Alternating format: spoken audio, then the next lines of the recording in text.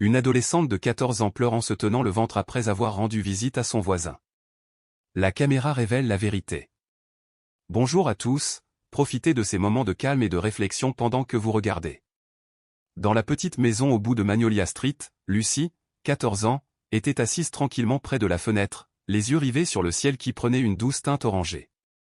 Lucy était une bonne fille, tout le quartier le disait. Depuis le décès de sa mère alors qu'elle n'avait que 6 ans, elle était devenue renfermée, si silencieuse qu'on commença à la surnommer « la fille silencieuse ».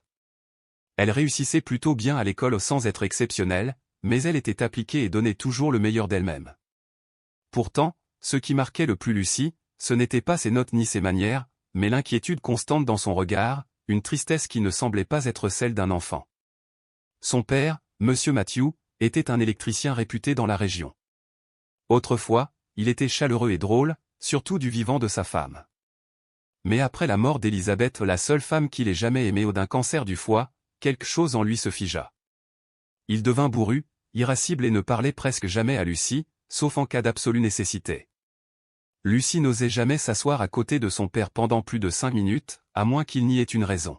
« Je suis à la maison », dit doucement Matthew en franchissant la porte. Lucy hocha légèrement la tête et posa un verre d'eau sur la table. « J'ai laissé de la soupe au micro-ondes. Tu peux la réchauffer, papa. »« D'accord, » murmura-t-il, et sans un mot de plus, il se rendit directement dans sa chambre. Chaque après-midi après l'école, Lucy ne rentrait pas immédiatement. Elle passait généralement chez Monsieur Patrick, un voisin retraité qui habitait à 2 portes de chez lui. Patrick, aujourd'hui âgé de 65 ans, vivait seul dans une vieille maison envahie de bougainvilliers. Il était connu dans le quartier pour être toujours assis sur sa véranda, la pipe à la bouche, souriant et bavard. « Lucy, viens ici, j'ai des cookies », cria Patrick alors qu'elle entrait dans la cour. Lucy esquissa un léger sourire. « Je n'ai pas faim, monsieur. Puis-je rester assise ici un moment ? Les filles d'aujourd'hui sont trop exigeantes, dit-il en claquant la langue. D'accord, assieds-toi, mais tu dois me raconter un truc marrant qui s'est passé à l'école aujourd'hui. Au début, Patrick semblait amical. Il racontait des anecdotes de son temps militaire, stationné près de la frontière, et parlait de la jeune fille qu'il avait aimée, morte jeune. Privée de la présence d'un adulte chaleureux dans sa vie, Lucy ressentait parfois un réconfort doux amer lorsqu'il lui tendait une tasse de lait chaud ou une part de flan tout juste passable. Mais après quelques semaines, quelque chose dans son regard commença à changer. Ce n'était ni évident, ni direct, mais suffisamment subtil pour que Lucy sente une froideur lui parcourir la peau. Son regard s'attarda trop longtemps sur son cou. Sa main, posée sur son épaule, y resta plus d'un souffle. Un mardi après-midi, sous un ciel brumeux, Patrick lui a demandé de l'aider à faire la vaisselle. Les filles devraient apprendre les tâches ménagères. Ainsi, personne ne se plaindra au moment du mariage, a-t-il déclaré. Lucy rit poliment. Je n'ai que 14 ans, monsieur. Eh bien, même à 14 ans, il faut commencer à apprendre. Là où j'ai grandi, les enfants s'occupaient déjà de leurs frères et sœurs dès 10 ans. Ces mots auraient pu paraître anodins, mais son ton devint plus sombre lorsqu'il dit « Je devrais commencer à apprendre ». À partir de ce jour, Lucy évita de le regarder dans les yeux. Matthew, occupé avec ses heures supplémentaires, demandait parfois « Monsieur Patrick vous traite bien ?» Lucy répondait doucement « Je n'aime pas vraiment y aller ». Matthew fronça les sourcils. « Tu devrais être reconnaissant. Tout le monde n'a pas le temps de veiller sur toi. Il tient vraiment à toi. » Lucy baissa la tête, choisissant de ne pas discuter. En elle, une distance commença à se creuser, un fossé infranchissable entre elle et son père. Chaque fois qu'elle rentrait à la maison, elle avait l'impression de porter quelque chose de lourd et de mal, quelque chose qu'elle ne pouvait pas exprimer par des mots. Un soir, elle commença un journal. Son écriture était tremblante, les lignes répétitives et tremblantes. Aujourd'hui, Monsieur Patrick m'a regardé bizarrement. Je ne peux pas expliquer ce qui s'est passé, mais je ne veux plus être là. Je me sens sale. Mais si je dis quoi que ce soit, papa me le reprochera. Alors tout ce que je peux faire, c'est écrire. Elle enveloppa le petit carnet dans le vieux mouchoir de sa mère et le cacha au fond d'un tiroir. Lucy manquait souvent à sa mère, surtout les nuits froides, lorsque le son de la télévision du voisin résonnait à travers les murs, lui rappelant une vie normale qu'elle n'avait pas. Madame Caroline, une femme d'âge moyen vivant à côté de chez Patrick, a dit un jour à Lucie, « Monsieur Patrick est un homme sympathique, mais tu devrais faire attention. Ne reste pas trop longtemps chez lui, tu m'entends ?» Lucie hésita. « Oui, madame. Je connais de jolies filles qui se taisent comme toi. Ce sont celles dont on abuse le plus, » ajouta madame Caroline d'une voix plus basse. « On a tendance à penser que les filles comme toi ne savent rien. » Cette phrase a hanté Lucie pendant plusieurs nuits. Elle commençait à tressaillir à chaque fois qu'on frappait à la porte, même lorsqu'elle était sûre que c'était juste Matthew. Un après-midi, alors que Lucie s'apprêtait à quitter la maison de Patrick, il lui cria, « Tu n'as pas fini d'essuyer la table. Où penses-tu aller? Reviens ici. » Sa voix n'était plus gentille. Lucie se figea, ravalant ses larmes. Elle essuya rapidement la table et se tourna vers la porte, mais Patrick tendit la main et la tira doucement par le bras. « Viens plutôt demain. Je veux que tu apprennes à plier les vêtements. Une fille maladroite n'ira pas loin. » Elle hocha la tête machinalement. Une voix douce dans sa tête murmura, « Ne reviens pas, mais elle l'a quand même fait, parce que son père ne voulait plus entendre de plainte, parce qu'elle ne voulait pas l'embarrasser et parce qu'au fond, elle ne savait pas quoi faire d'autre. » Un soir, Matthew invita même Patrick à dîner pour lui témoigner sa gratitude. Pendant le repas, Patrick bavarda avec animation. « Lucie est une si gentille fille, Matthew. Elle me rappelle ma fille Marie quand elle était petite. Elle a les mêmes yeux tristes. » Matthew hocha la tête, ne remarquant pas l'expression figée de Lucie. Après le départ de Patrick, Matthew lui a dit, « Tu vois? Il tient vraiment à toi. Ne pense pas du mal des gens. » Lucie ne dit rien. Elle se tourna vers le mur et serra son oreiller fort, son cœur s'enfonçant comme dans un vide sans fond. Dans son journal, elle écrit. « Aujourd'hui, il m'a tenu la main, pas comme papa le faisait quand j'étais petite. Sa main était chaude, mais je ne me sentais pas en sécurité. J'avais peur. Chaque fois que je fais la vaisselle, il se tient trop près de moi. J'ai envie de crier, mais aucun son ne sort. Papa, tu ne vois pas? » Dans les coins sombres d'une ville qui n'a jamais cessé de bourdonner, une douleur comme celle de Lucie se déroulait silencieusement aussi profonde, si silencieuse et si seule. Lucie, la jeune fille de 14 ans, calme et sage, vivant dans une petite maison avec un père froid et un voisin aimable, commençait à sombrer dans une spirale inextricable. Tout ce qu'elle savait, c'est que dès que le vent se levait, son cœur semblait s'immobiliser. Un jour, elle était assise tranquillement près de la fenêtre de la classe, le menton appuyé sur sa paume, le regard vide, le regard perdu dans la cour. Devant la classe, Madame Marie donnait un cours d'écriture descriptive, mais Lucie avait les oreilles qui bourdonnaient. La lumière du soleil entrait par la fenêtre, projetant l'ombre délicate d'un flamboyant sur la page blanche de son carnet. Elle n'avait pas écrit un seul mot. Son esprit repassait sans cesse l'image du visage de Monsieur Patrick, ses yeux toujours trop attentifs, ce sourire qui ne lui plaisait jamais. La veille encore, elle avait laissé tomber un verre en faisant la vaisselle. « Maladroit, comme ta mère », murmura Patrick, la voix aiguë, les yeux plus froids que du verre. Lucie se figea. « Je suis désolé, je ne voulais pas. » Il s'approcha d'elle, baissant son visage vers le sien. Une fille sans mère pour lui enseigner et vouée à devenir inutile. Elle serra les poings, ses yeux se remplirent de larmes. « S'il vous plaît, n'insultez pas ma mère. »« Tu es trop sensible, Lucie, » ricana-t-il. « Plus tu vieillis, plus tu lui ressembles. Probablement tout aussi faible. » Lucie ne dit rien. Mais intérieurement, son cœur avait l'impression d'être transpercé par 1000 petites aiguilles. Elle savait qu'elle ne devait pas y retourner. Elle savait aussi que si elle parlait, son père ne la croirait pas. Ce soir-là, Lucie rentra épuisée. Elle alla dans la cuisine chercher un verre d'eau. « Pourquoi si tard » cria Matthew depuis le salon. « Monsieur Patrick m'a demandé de réparer le placard de la cuisine. » La charnière était cassée, dit-elle doucement. « C'est bien. Apprendre les tâches ménagères ne fera pas de mal.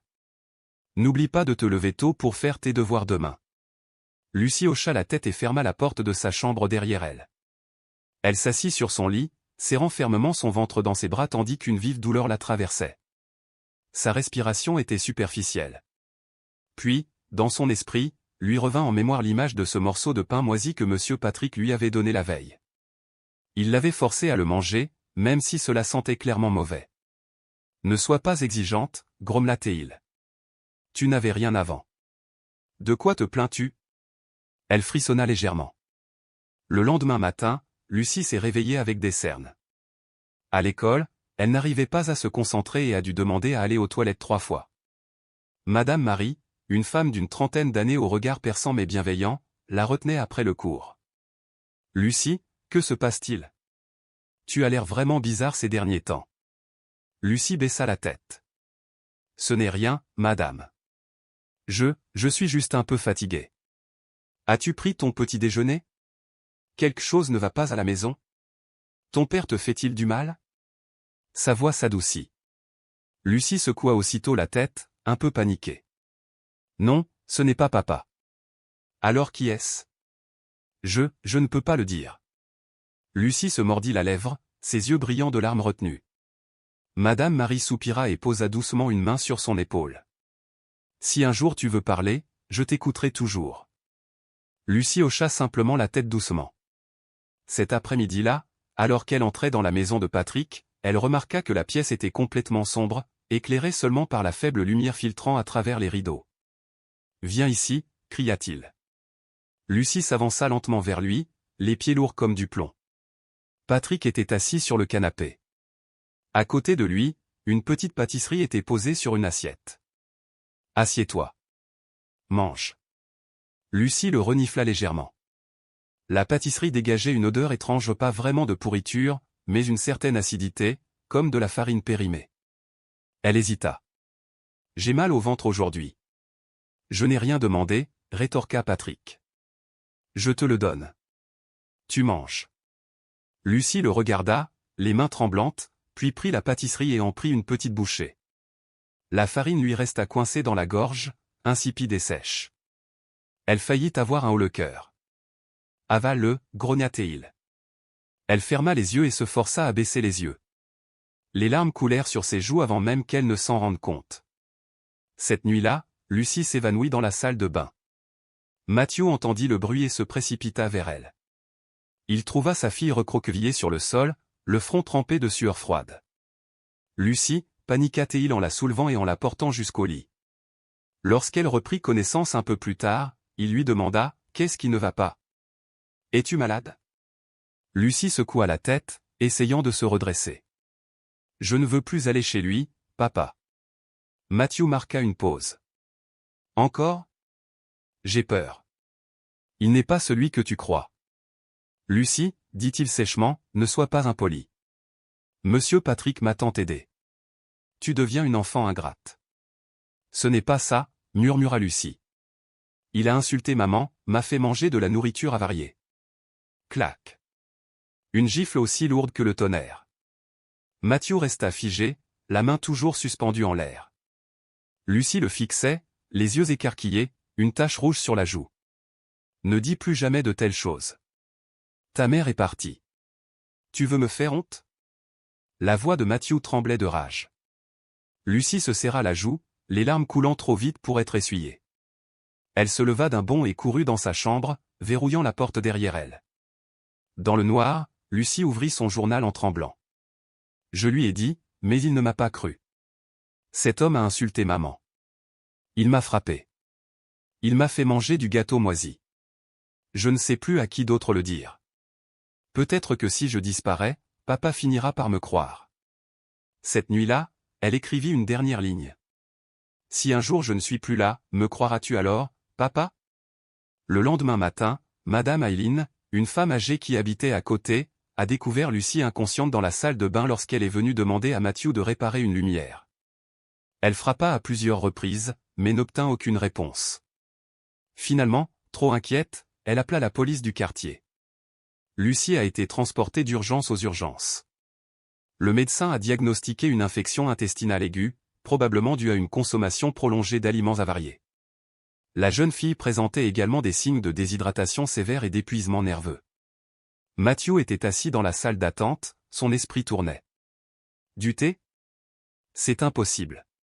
Peut-être qu'elle a mangé quelque chose de l'extérieur. Le médecin répondit sèchement, elle n'avait pas d'argent sur elle. La nourriture venait probablement de la maison. Mathieu rentra chez lui, les pensées embrumées. C'est à ce moment-là que Madame Aileen est revenue, l'air sérieux. Mathieu, je ne veux pas me mêler de tes affaires, mais j'ai quelque chose à te dire. Qu'est-ce que c'est? J'ai vu monsieur Patrick donner des briques de lait à Lucie plus d'une fois.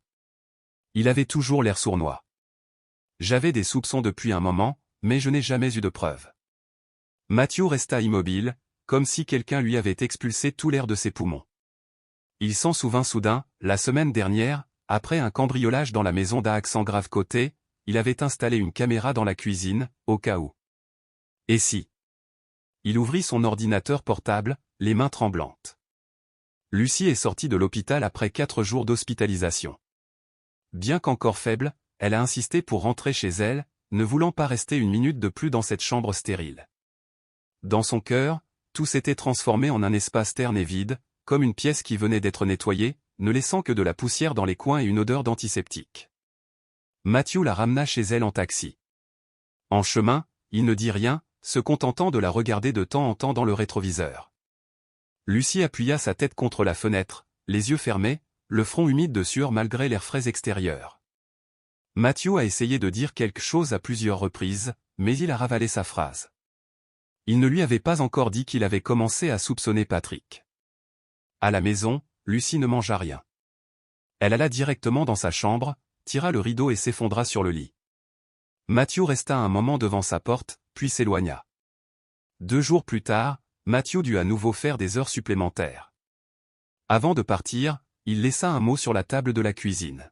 « Monsieur Patrick a dit que tu devrais aller l'aider un peu. Ce n'est rien de grave. S'il te plaît, ne te dispute pas avec tes aînés. » Lucie le lut, les mains légèrement tremblantes. Elle fixait l'écriture de son père comme si elle cherchait quelque chose ou un signe de compréhension, des excuses, ou au moins une pointe d'hésitation. Mais il n'y en avait pas. Juste l'ordre habituel. Elle se rendit chez Patrick le cœur lourd, comme quelqu'un entrant dans une grotte. Dès qu'elle est entrée, il a souri largement. « La bonne fille est de retour. Tu as toujours l'air faible, hein? Une fille sans mère pour s'occuper d'elle tombe vite malade. » Lucie serra les poings. « Je suis là uniquement parce que mon père me l'a dit. » Patrick fit un signe de la main. « Ce n'est qu'un instant. Entrez, j'ai quelque chose à vous faire faire. » Elle entra à contre-cœur dans la cuisine. Patrick lui tendit un vieux tablier. « Mets-le. Aujourd'hui, je veux que tu fasses semblant d'être ma fille un moment. Juste un petit jeu de rôle. » Lucie fronça les sourcils. « Je ne comprends pas. Fais comme si tu étais ma Marie. Tiens-toi à côté de moi pendant que je m'assois. Appelle-moi papa. Elle me manque beaucoup. » Elle secoua la tête. « Je ne suis pas ta fille. » Le visage de Patrick changea. Sa voix devint froide et sèche. « Et alors, tu te prends pour quelqu'un de spécial? » Lucie trembla. Elle recula. Patrick s'avança et lui jeta un torchon de cuisine sale. « Tu es irrespectueux parce que tu n'as pas eu de mère pour t'instruire. Elisabeth doit être très fière dans sa tombe. »« Ne parle pas de ma mère comme ça, » hurla presque Lucie. Patrick s'arrêta et sourit. « Oh. Que dire alors? Que ta mère t'a abandonnée et est morte. Peut-être qu'elle en avait assez de vivre avec un enfant comme toi. » Lucie était engourdie. Elle ne pouvait plus réagir. Seule la chaleur des larmes qui coulaient sur ses joues restait. Il continua, la voix ferme comme s'il lisait un manuel. « Je t'apprendrai à être quelqu'un de bien. Ta mère ne l'a pas fait, alors je le ferai. Sais-tu seulement ce que signifie la gratitude? » Il ouvrit le réfrigérateur et en sortit une brique de lait bon marché, dont le fond était cabossé. Il sortit alors une tranche de pain strié de moisissure verte et la posa sur une assiette. « Mange-le. » Lucie recula. « Non. J'ai mal au ventre. » « Je n'ai pas mal au ventre. J'ai dit, mange. » Il lui attrapa le bras et la força à s'asseoir sur la chaise, plaçant l'assiette devant elle. Lucie lutta pour se dégager, mais la prise de Patrick était terriblement forte pour son âge. « Si tu veux que ton père te respecte, tu dois d'abord m'écouter. »« Compris, » siffla-t-il entre ses dents. Lucie baissa la tête, des larmes coulant sur son assiette. Elle mordit dans le pain, mâchant comme si chaque morceau était en métal. De retour à la maison, elle n'a pas dîné. Matthew a demandé avec désinvolture, « Tu as déjà mangé? » « Oui. » Monsieur Patrick a dit. « Tu as agi de manière têtue, tu as toujours tout gâché. Lucie ne répondit pas. Elle monta à l'étage, ferma doucement sa porte et s'assit à son bureau. Dans son journal, elle nota. Maman, si tu étais encore en vie, me ferais-tu manger du pain moisi? M'obligerais-tu à appeler un inconnu, papa? J'ai essayé. J'ai tenu bon. Mais je m'effondre. Elle commença à remplacer ces mots par des symboles, des carrés pour représenter la douleur, des triangles pour la peur. Elle était terrifiée à l'idée que si son père découvrait un jour le journal, il l'accuserait à nouveau d'avoir tout inventé. Le lendemain, alors qu'elle était assise dehors, laissant le soleil sécher ses cheveux, Madame Caroline, la voisine âgée, s'est approchée. « Lucie, tu es pâle ces derniers temps. Il se passe quelque chose ?» Lucie baissa les yeux. « Non, ça va. Tu vas souvent chez Monsieur Patrick ces derniers temps. Il n'a rien fait d'inapproprié, n'est-ce pas ?» Lucie pressa ses lèvres l'une contre l'autre. « Je ne veux pas mentir, elle pensait point, mais si je dis la vérité, personne ne me croira de toute façon. » Caroline laissa échapper un léger soupir et s'assit à côté d'elle. Les hommes veufs qui vivent seuls trop longtemps ont parfois le cœur serré. Si jamais tu sens que quelque chose ne va pas, n'hésite pas à en parler à Madame Marie à l'école. Elle m'a dit qu'elle tenait vraiment à toi. Lucie hocha légèrement la tête, ses yeux brillaient, mais elle ne dit toujours rien. Cette nuit-là, Mathieu a accidentellement aperçu sa fille devant le miroir de la salle de bain, sa main fermement pressée contre son ventre. « Lucie, as-tu mal ?» Elle sursauta, surprise. « Non, c'est juste que je ne me sens pas bien. C'est sûrement dû à quelque chose que j'ai mangé. Je t'apporterai des médicaments demain. Mais n'exagère pas encore, d'accord ?» Lucie se mordit la lèvre. Elle se détourna et murmura, « J'ai juste besoin que tu me croies, pour une fois. » Mathieu fronça les sourcils. « Encore ça ? Je ne veux pas entendre d'accusations sans fondement et sans preuve. » Lucie déglutit difficilement. Elle entra dans sa chambre et, pour la première fois de sa vie, verrouilla la porte et referma le tiroir du bureau. Elle commençait à avoir peur de tout le monde, même de son père. Un après-midi, Patrick lui a fait frotter le sol de la cuisine. « Tout comme ma vraie fille, dit-il avec un sourire. Lucie répondit avec lassitude, « Je ne suis pas ta fille. » Patrick s'arrêta, tenant la serpillière et la pointant vers elle. Ma fille aussi répondait. Maintenant, elle est morte. Si tu ne veux pas finir comme elle, ferme-la et fais ce que je te dis. Lucie se figea. Quelque chose en elle craqua, non pas avec un bruit, mais avec une clarté terrifiante. De retour chez elle, elle s'effondra sur son lit, le regard perdu dans le vide, rivé au plafond fissuré. Dans un appartement voisin, une télévision diffusait un vieux film à tue-tête. Quelqu'un riait. Lucie ferma les yeux et murmura, « Si demain. » Cet après-midi-là, le ciel au-dessus de San Antonio était bas et gris, l'air épais, oppressant et sinistre. Lucie entra chez Patrick à contre-cœur. Elle ne voulait pas être là, mais elle savait que si elle refusait, son père l'accuserait d'ingratitude. Patrick était assis sur une chaise, feuilletant un vieux magazine, ses yeux la scrutant de la tête aux pieds. « Tu ressembles à un fantôme affamé, » murmura-t-il. « Va à la cuisine. J'ai un travail pour toi. » Lucie ne dit rien. Elle entra et vit le même tas d'ordures que la veille, toujours sur le sol. Une odeur aigre montait des briques de lait vides et d'un sac plastique déchiré contenant de la viande en décomposition. « Nettoie tout. Et ne te couvre pas le nez. » Lucie se pencha, ramassa chaque sac et le jeta à la poubelle. Ses mains tremblaient à cause de l'odeur. Elle sentit la bile lui monter à la gorge et dut se mordre la lèvre pour la retenir. Patrick se tenait derrière elle, allumant une cigarette. La fumée montait lentement autour de son visage. Ma fille était obéissante. Pas comme toi. Elle a frotté le sol à la main sans un seul mot de plainte. Je ne suis pas ta fille, murmura-t-elle. Clac, une gifle brûlante atterrit sur sa joue. Elle s'est effondrée sur le sol carrelé, sa main trop lente pour amortir la chute, s'écrasant sur le bord de l'évier. Tu n'as pas le droit de dire ça. Si je dis que tu es ma fille, alors tu fais ce qu'on te dit. Lucie resta immobile. Son esprit tournait. Elle voulait crier, se défendre, mais rien ne sortit. Sa voix avait disparu. Lève-toi. Finis de nettoyer. Puis mange ça. Il posa un bol de riz nature sur la table, avec quelques tranches de saucisses brûlées dessus. À côté se trouvait une brique de lait, visiblement périmée. Lucie murmura faiblement, « Cette nourriture, elle est avariée. » « Tais-toi. Tu as de la chance que je te nourrisse. » Elle secoua la tête. « Je n'en mangerai pas. » Enragé, Patrick lui donna un violent coup de pied dans le flanc. Lucie poussa un cri, son corps s'écrasant contre l'évier, sa tête heurtant le plan de travail en bois. Une douleur la transperça comme un feu. « Petit ingrat. Tu veux que je le dise à ton père? Que tu es impoli, paresseux, que tu détruis ma maison. Si je disais que tu n'es qu'un petit, il me croirait tout de suite. » Lucie se serra le ventre, les larmes coulant à cause de l'agonie. Pendant un instant, elle pensa à prendre le petit couteau sur l'étagère de la cuisine, faisant ainsi quelque chose d'imprudent et d'irréversible. Au lieu de cela, elle se leva lentement, essuya le sang de son front et prit une bouchée du riz froid et fétide. Cette nuit-là, elle est rentrée chez elle. Mathieu regardait les informations.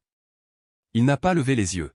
« Qu'est-ce qui t'a pris autant de temps? » « J'ai dû nettoyer la cuisine. » « Tu devrais être reconnaissant envers quelqu'un qui t'aide. » « Arrête de froncer les sourcils tout le temps. » Lucie ne répondit pas. Elle se dirigea vers sa chambre. Mais Mathieu l'a arrêtée. « Attends. Monsieur Patrick m'a envoyé un texto.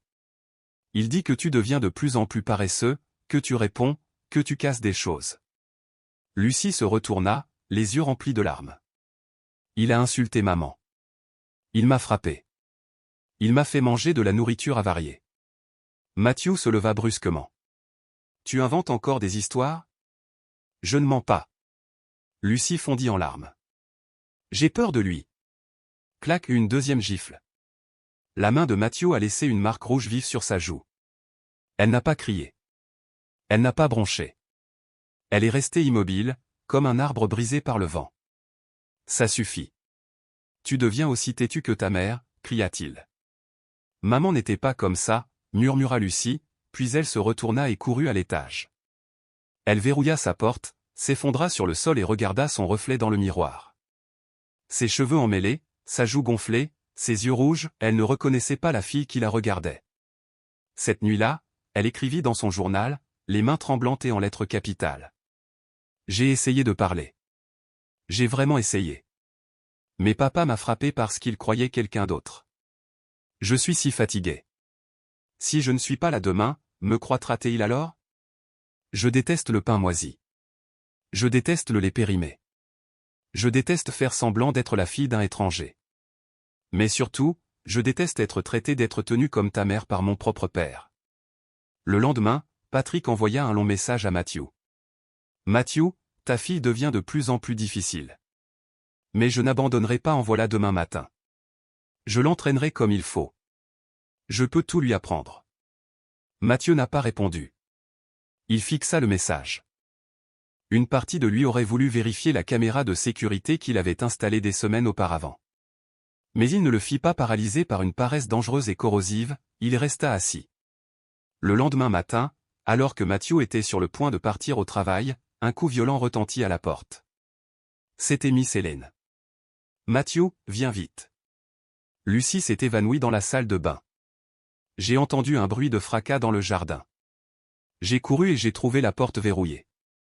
J'ai dû entrer par le côté. Mathieu est devenu pâle.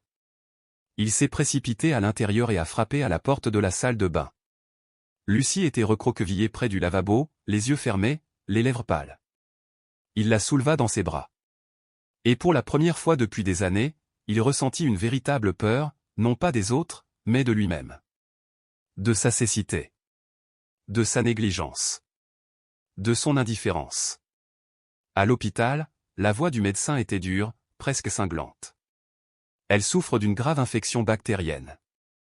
Elle présente des signes de lésions gastriques dues à une consommation prolongée d'aliments impropres à la consommation. S'y ajoute épuisement, manque de sommeil et dépression émotionnelle. Le médecin le regarda directement. « Tu es son père et tu la laisses manger comme ça ?» Mathieu n'a pas répondu. Il était assis là, la tête dans les mains, les cheveux ébouriffés. Miline est venue nous rendre visite. Après quelques mots polis, elle a dit doucement. « J'ai vu monsieur Patrick donner des briques de lait à Lucie. Il avait une expression étrange. J'ai longtemps senti que quelque chose n'allait pas. » Le corps de Mathieu sursauta. Un souvenir lui revint en mémoire, la caméra qu'il avait installée. Sans hésiter, il se précipita chez lui. Le lendemain matin, le ciel restait gris et l'atmosphère dans la petite maison de Magnolia Street était suffocante. Matthew se tenait près de la fenêtre, regardant le bougainvillier fané du jardin, dont les feuilles étaient trempées par la bruine.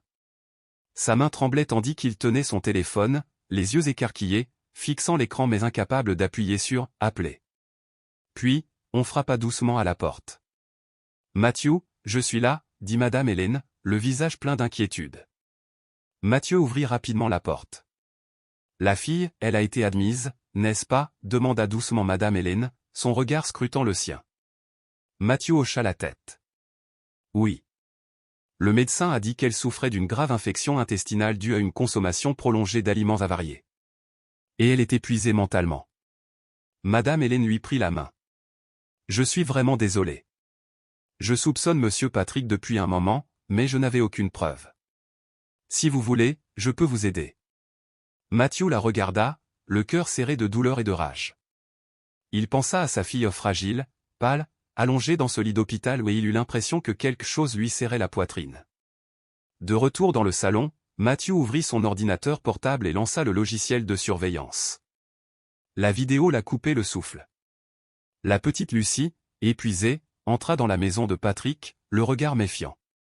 La caméra enregistra chaque seconde, chaque détail familier. C'est là qu'il a vu des scènes indéniables. Dans le premier, Patrick a crié sur Lucie pour avoir laissé tomber un verre. « Tu es aussi maladroit que ta mère », ricana Patrick, les yeux venimeux. Lucie baissa la tête, les larmes coulant.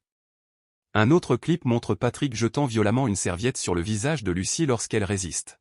« Cette fille a besoin d'une discipline appropriée », a déclaré Patrick. Chaque fois que Lucie refusait de manger de la nourriture avariée, Patrick la bousculait. Une fois, il lui a même donné un coup de pied dans le ventre. « Pas de maman ? Alors tais-toi. Tu devrais être reconnaissante que je te nourrisse, aboya-t-il, directement face à la caméra. Ce soir-là, Matthew était assis, sous le choc, accablé.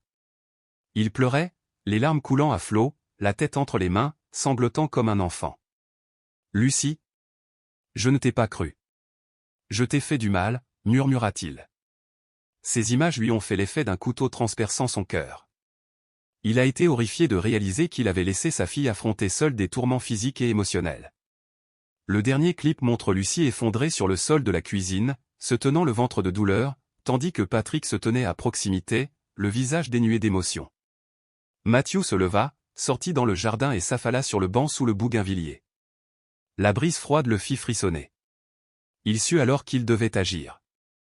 Matthew a appelé l'hôpital pour s'enquérir de l'état de Lucie et a demandé à parler à un conseiller. Lorsqu'il entra dans la chambre d'hôpital, il vit Lucie endormie. Elle paraissait bien plus petite que la fille qu'il avait imaginé grandir. Sa peau était pâle. Ses yeux étaient gonflés et fatigués. Il s'assit tranquillement à côté de son lit et lui prit la main. « Lucie, c'est papa. Je suis là. Je suis désolé. J'avais tort. J'aurais dû te croire. Je vais te protéger maintenant. Tu m'entends ?» Lucie ne répondit pas.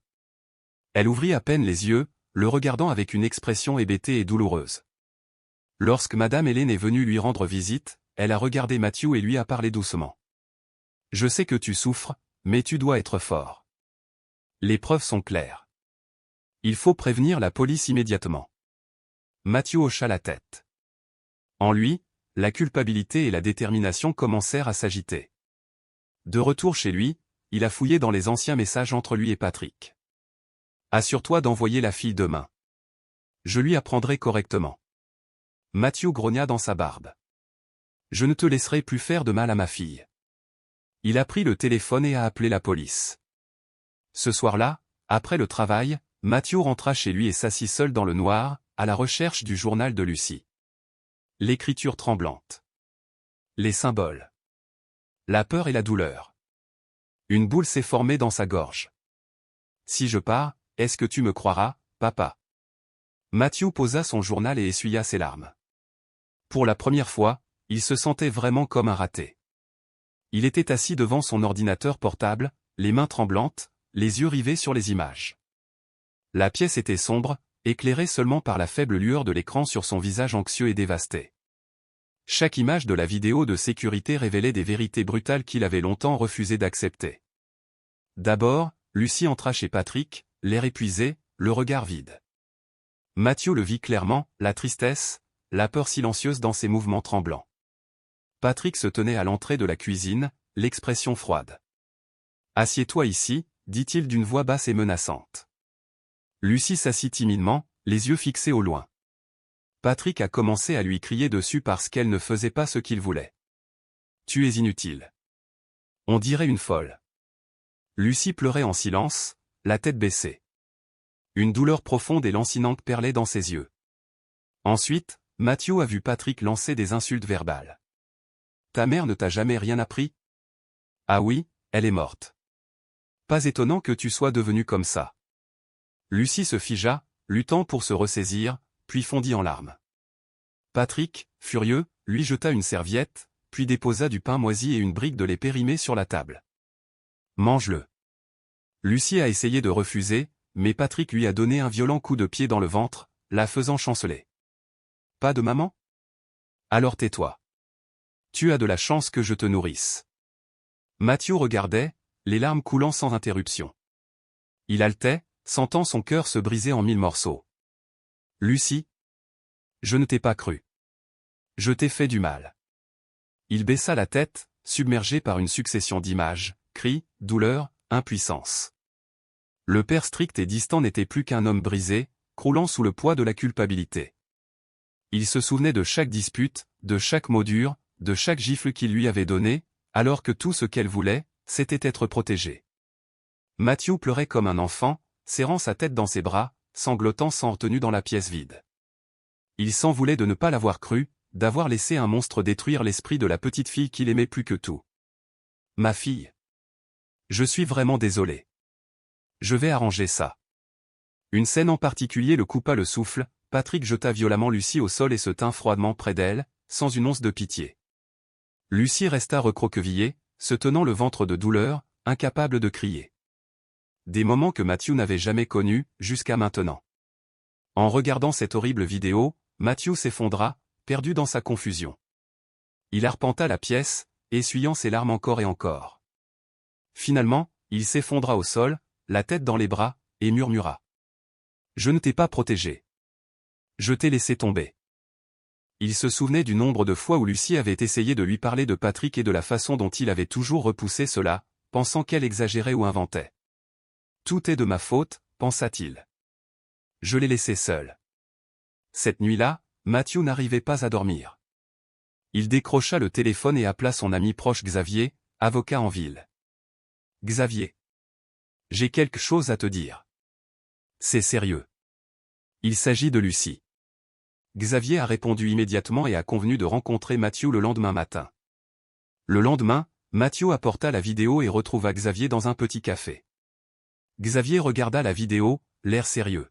« Mathieu, ce sont des preuves solides. Patrick peut être poursuivi pour maltraitance et préjudice moral. Nous devons signaler cela à la police immédiatement. » Mathieu hocha la tête. « Je le ferai.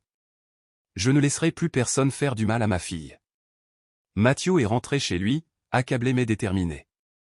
Il a appelé l'hôpital pour obtenir des conseils sur les soins à apporter à Lucie et s'est enquis de son état. Le médecin a répondu. Lucie est encore très faible. Elle a besoin de repos absolu et doit éviter tout stress émotionnel. Si possible, elle devrait être prise en charge par un proche, de préférence sa mère ou une personne de confiance. Mathieu a fait une promesse silencieuse. « Je serai à tes côtés, mon cœur. Je ne te laisserai plus jamais seul. » Cette nuit-là, Mathieu était assis à côté de son lit d'hôpital, lui tenant fermement la main et murmurant. « Je suis vraiment désolé. Je ne laisserai plus personne te faire du mal. Je te le promets. » Lucie ouvrit les yeux et le regarda. Son regard était flou, mais il y avait une faible lueur de confiance nouvelle. Mathieu était assis à son bureau, les yeux rouges, le regard perdu dans le vide. Sur son écran d'ordinateur, on pouvait voir les images de sécurité de Patrick maltraitant Lucie et des images qui le transperçaient comme des lames de couteau. Il était assis là, tremblant, respirant fort, et commença à imprimer les vidéos. Je n'arrive pas à y croire, murmura-t-il. Comment ai-je pu laisser cela arriver? Le lendemain, Mathieu apporta les preuves vidéo et les documents imprimés au commissariat local. Il les remit directement au chef, un homme d'une cinquantaine d'années au visage sévère. J'ai la preuve que monsieur Patrick a abusé et maltraité ma fille, a déclaré Mathieu, la voix étranglée. L'officier se pencha et examina attentivement chaque image. Nous allons ouvrir une enquête immédiatement, monsieur Mathieu. Merci de votre intervention. Mathieu hocha la tête, se sentant à la fois lourd et soulagé que les autorités soient désormais impliquées. Pendant ce temps, la nouvelle de l'incident se répandit rapidement. Dans tout le quartier, les voisins murmuraient leur indignation. Madame Caroline, la femme qui a un jour averti Lucie, a dit aux autres. J'ai toujours eu un mauvais pressentiment à propos de cet homme. Je suis contente que la vérité éclate enfin. Plusieurs connaissances de Patrick lui ont tourné le dos, coupant les ponts. Mathieu a pris 2 semaines de congé pour s'occuper de Lucie à l'hôpital. Il restait à son chevet tous les jours, lui murmurant des excuses et des promesses. Un après-midi, il prit un stylo et lui écrivit une longue lettre, la posant à côté de son lit. Ma chère Lucie, je sais que je n'ai pas été digne d'être ton père. Je ne t'ai pas protégée. Je t'ai laissé souffrir sans que je le voie. Je suis vraiment désolé. Si tu peux me pardonner, je promets de tout recommencer. Être un meilleur père et ne plus jamais laisser personne te blesser, pas même moi. Je t'aime. Toujours. Lucie esquissa un léger sourire en lisant la lettre. Ses yeux s'illuminèrent légèrement, une lueur d'espoir fleurissant dans son âme blessée. Mathieu pouvait sentir le petit changement chez sa fille. Elle a commencé à s'ouvrir, à parler des sentiments et de la douleur qu'elle avait gardée cachée pendant si longtemps. Il savait que le chemin vers la guérison serait long, mais il n'abandonnerait pas. Cette nuit-là, Mathieu entra dans la cour et regarda le ciel étoilé.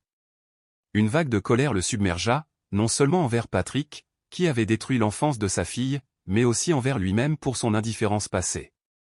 Il a juré de devenir un meilleur père, de protéger Lucie avec tout ce qui lui restait. De l'autre côté de la ville, la police a informé Mathieu que Patrick avait été convoqué pour un interrogatoire d'urgence. Il a essayé de nier les accusations, mais les preuves étaient irréfutables. La communauté locale a réagi avec indignation. Beaucoup d'anciens amis de Patrick l'ont abandonné. Lorsque Mathieu a finalement ramené Lucie à la maison, tout avait changé. Plus de froideur, plus de négligence, seulement de l'amour et de l'attention sincère. Mathieu a appris à Lucie à cuisiner les plats que sa mère préparait autrefois. Ensemble, ils ont planté des bougainvilliers dans la cour avant, créant ainsi de nouveaux souvenirs plus lumineux. Un après-midi tardif, Mathieu emmena Lucie au cimetière où reposait Élisabeth. Il alluma un bâton d'encens et murmura. « J'ai échoué, mais grâce à toi, je vais recommencer. » Lucie prit la main de son père, des larmes coulant sur ses joues. « Je t'ai pardonné il y a longtemps, papa. J'attendais juste que tu voies la vérité. » L'image finale était celle d'un père et de sa fille se tenant la main sous un coucher de soleil radieux. Pour la première fois, Lucie cria à haute voix. « Papa, je t'aime. » L'appel résonnait comme une libération, un nouveau départ plein d'espoir. Un doux après-midi de printemps, dans une chambre d'hôpital baignée d'une douce lumière dorée, Mathieu était assis près du lit de sa fille. Lucie était allongée là, maigre et faible, mais ses yeux étaient plus brillants. Malgré la fatigue, elle parvint à esquisser un doux sourire en le voyant. Ce moment a étouffé Mathieu d'émotion. Il se pencha, lui prit doucement la main et dit d'une voix tremblante. « Lucie, ma chère fille, j'ai eu tort. Je t'ai laissée seule. J'ai laissé d'autres te faire du mal. Je suis tellement désolé. » Lucie le regarda, les yeux pleins de larmes mais brillants. « Je sais que tu n'es pas parfait, papa. J'avais juste besoin que tu crois en moi. » Mathieu hocha la tête, ses larmes coulant librement. « Je te promets que je ne laisserai plus personne te faire de mal. Même pas moi. » Un léger soupir s'échappa de Lucie, comme si un lourd fardeau avait été soulevé. Elle prit lentement sa main et, pour la première fois depuis le décès de sa mère, ils s'embrassèrent à travers les larmes. La distance autrefois infranchissable entre eux commença à s'estomper. Ce jour-là, Mathieu a rencontré le médecin et l'assistante sociale de l'hôpital pour planifier les soins à long terme pour Lucie. Il a compris que la guérison ne se résumait pas seulement à un rétablissement physique, mais qu'elle impliquait également de nourrir son esprit. Un jour, Mathieu emmena Lucie au jardin de Bougainvilliers en face de l'hôpital. « Tu te souviens du gazpacho froid que ta mère préparait » demanda-t-il. Lucie sourit doucement, ses yeux s'illuminant de joie. « Oui, je m'en souviens. » Mathieu continua, sa voix chaleureuse. « Je vais apprendre à te le préparer. Comme ça, quand maman nous manquera, on pourra en profiter ensemble. » Lucie le regarda et hocha doucement la tête. « J'ai vraiment hâte d'y être. » Ils étaient assis ensemble sur un banc de pierre, main dans la main, ressentant la paix pour la première fois après ces jours douloureux.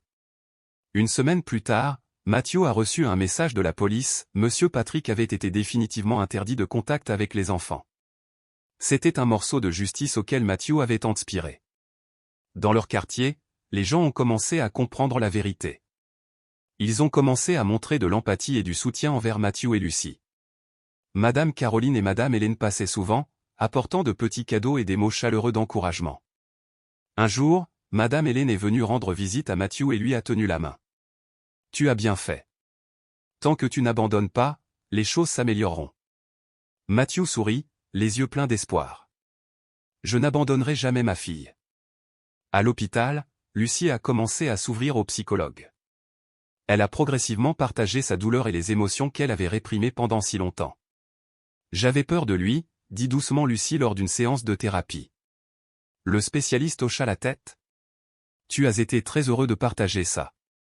Nous allons travailler ensemble pour que tu te sentes en sécurité. » Lucie sourit. C'était la première fois qu'elle ressentait de l'espoir pour l'avenir. Mathieu ne s'est pas contenté de répondre aux besoins de Lucie, il a également commencé à apprendre à redevenir père. Écouter, comprendre et aimer. Un après-midi, il entra dans la petite cuisine, s'entraînant à faire du gazpacho froid. Lucie était assise à proximité, ses yeux s'illuminant à la vue de son père maladroit mais déterminé. « Comment vas-tu faire en sorte que ce soit bon pour moi » demanda-t-elle. Mathieu gloussa, sa voix remplie de détermination. « Je continuerai à apprendre jusqu'à ce que je te vois sourire de satisfaction. » Les voisins ont commencé à remarquer le changement chez le père et la fille. Mathieu ne faisait plus d'heures supplémentaires. Au lieu de cela, il a consacré son temps à Lucie. Madame Caroline a dit à un ami. « Il apprend à être un bon père. Et cette petite fille, elle guérit un peu plus chaque jour. » Mathieu savait que la confiance devait se construire petit à petit, par l'amour et la sincérité. Un soir, après que Lucie se soit endormie, Mathieu s'assit et relut son journal. Il avait imprimé ses écrits dans un petit livre, un cadeau d'anniversaire rempli de compréhension et d'espoir. « Ma fille, je chérirai ces mots comme de l'or, afin de pouvoir te comprendre et marcher avec toi, » murmura-t-il, les larmes coulant.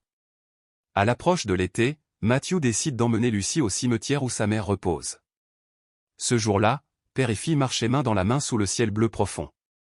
Mathieu alluma un bâton d'encens et dit d'une voix étranglée. « Élisabeth, j'ai échoué, mais grâce à toi, je vais recommencer. » Lucie le regarda, des larmes coulant sur ses joues. « Je t'ai pardonné il y a longtemps, papa. J'attendais juste que tu le saches. » La scène finale montrait un père et sa fille debout sous un coucher de soleil éclatant. Lucie a crié fort pour la première fois. « Papa, je t'aime. » Les mots résonnèrent chaleureusement, réconfortant les cœurs qui avaient tant souffert. Un mois après la sortie de Lucie, le petit quartier avait changé plus que Mathieu ne l'avait imaginé. La petite maison de Magnolia Street était maintenant remplie de rire et de la chaleur de la famille. Mathieu ne faisait plus d'heures supplémentaires. Il a passé tout son temps avec sa fille, l'aidant à reprendre confiance en la vie. Un après-midi de début d'été, Mathieu et Lucie étaient dans le petit jardin de l'arrière-cour. Mathieu tenait une pelle et creusait le sol, tandis que Lucie plantait soigneusement des graines de bougainvilliers, la fleur que sa mère aimait tant. « Maman me manque tellement » dit Lucie en regardant les petites graines dans sa paume. Mathieu hocha la tête, un doux sourire aux lèvres. « Je sais. Elle est toujours dans nos cœurs. Et nous prendrons soin de ce jardin en sa mémoire. » Lucie le regarda, ses yeux brillants d'espoir. Dans la petite cuisine, Mathieu préparait soigneusement le gazpacho froid, le plat signature qu'Élisabeth avait l'habitude de préparer pour la famille. « Besoin d'aide, papa » demanda Lucie avec enthousiasme. Mathieu rayonnait et portait la soupe à la table. « Aide-moi cette fois, ma chérie. Ensemble, nous allons réussir à perpétuer la mémoire de maman. » Ils ont apprécié le repas ensemble, partageant des histoires chaleureuses sur Elizabeth. Matthew ouvrait souvent le petit livre du journal de Lucy, le cadeau qu'il avait compilé pour son anniversaire. Chaque ligne tremblante et chaque message décodé l'aidait à mieux comprendre sa douleur silencieuse. « Je comprends maintenant, ma fille. Toute blessure peut guérir. Et je serai toujours là avec toi, dit-il en larmes. » Lucy sourit. C'était la première fois qu'elle se sentait vraiment en sécurité dans les bras de son père. Un matin, Matthew a accompagné Lucy à l'école, la regardant entrer dans la classe avec une confiance retrouvée. Ses camarades de classe la regardaient avec des yeux amicaux, curieux du changement positif. Mrs. Caroline, Terkin and watchful neighbor, waved at them with a warm smile. You both look so happy, she said to Matthew. He nodded gently. Yes. Thanks to my doctor, he finally understands the power of forgiven. One key afternoon, Matthew and Lucy sat by the edge of the San Antonio River, watching the sun slowly dip below the horizon. Dad, I want to tell you about the dream I've been having, Lucy said softly. Matthew smiled and held her hand. I always want to hear your dream, sweetheart. Lucy spoke of the dream she carried of her mother, of how fied with laughter, and of the happiness she still longed for. Another day, Matthew took Lucy to visit the cemetery where her mother rested. He failed in the past, he said, his voice steady but filled with emotion. But today, I'm here with you, trying to make things right. Lucy took his hand tightly, tears streaming down her cheek. He forgave you a long time ago, Dad. He was just waiting for you to release it. Together, they listened incense and prayed in silence, their hearts aligned in longing and in hope for a peaceful future. In the month that followed, Matthew transformed. He became not just a devoted father, but Lucy's closest friend. Together, they faced every fear, every hardship. They grew stronger. Lucy began joining school club, making new friends, and little by little, rediscovering the joy that once seemed lost. One night, after the house had gone quiet, Matthew sat by the window and opened his journal. Each line he read was a heartbeat, a record of pain endured, of healing found, of love rebuilt. He whispered to himself. I'm proud of you, Lucy. The story comes to a close with a father and daughter standing on the rooftop, gazing at the glowing city lights beneath the velvet night sky. Suddenly, Lucy shouted. Dad, I love you. Her voice rang out bright, warm, and clear, a declaration of healing, of love reclaimed, and of hope reborn. Matthew held his daughter close, smiling through tears of joy.